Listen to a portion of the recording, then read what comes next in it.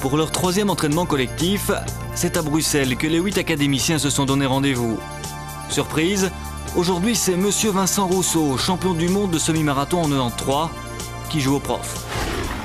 Je pense que je n'apporte rien de spécial, peut-être un soutien moral. Ils sont à mi-parcours. Cela fait maintenant plus d'1 mois et demi que l'aventure Zatak a commencé.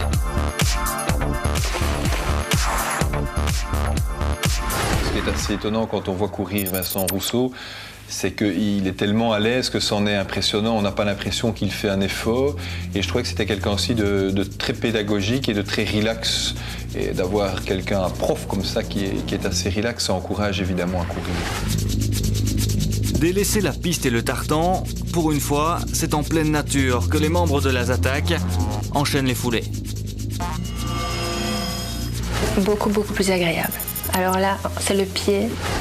Beaucoup plus gai parce que ça nous met plus en situation et puis c'était plus vallonné, donc on se rend mieux compte des difficultés. On travaille à la fois les dorsaux, à la fois les abdominaux. Si on ne sait pas tenir 1 minute, ça veut dire que les abdominaux et les dorsaux ne sont pas costauds assez pour faire un 20 km, c'est tout. Je pense qu'ils y arriveront, c'est clair qu'ils partent de rien et c'est difficile au début, mais ils ont le mérite d'essayer et de vouloir y arriver. Après le travail des abdos et des dorsaux, le bourreau Rousseau en remet une couche. Exercice en légère montée, l'occasion de se faire une idée sur la forme de chacun. Et oui, il va faire ça 10 fois. Ouais. Ici c'est Nicole, 48 ans, qui semble la plus affûtée. Essayez de relancer sur le faux plat. Comme chaque semaine, Marie-Claire et Alain, eux, sont à la rue. J'ai donné. Quand j'aurais perdu encore, à mon avis, 10, 12, voire 15 kilos, je serais plus à l'aise. Malgré le fait que je sois toujours dernière, d'accord, mais c'est pas pour ça que c'est pas une progression. Voilà, je crois que tout le groupe progresse. Moi, je progresse aussi, mais à mon rythme, quoi, qui est peut-être plus long que celui des autres, j'en sais rien. À force de multiplier les sorties, les entraînements, les académiciens progressent, c'est une certitude. Mais sera suffisant? Les 20 km, c'est dans 57 jours. Après l'euphorie des premières semaines, le doute s'installe dans la tête de certains. On apprend à mieux doser l'effort au fur et à mesure des semaines, mais j'ai cette seule hantise, c'est de ne pas arriver au bout des 20 km.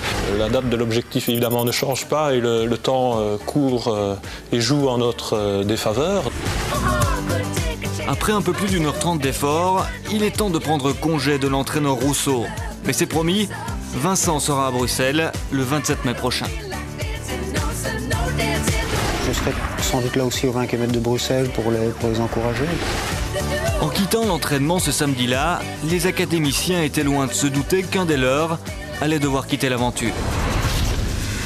C'est dans un hôpital, dans les couloirs de la clinique Saint-Luc, qu'on retrouve un de ses membres.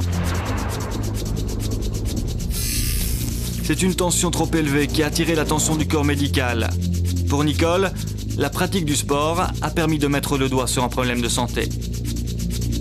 Cette patiente a effectivement un problème cardiovasculaire qui interdit la pratique sportive pour l'instant. Très frustrée parce que je donne une valeur à l'effort et là, on me limite.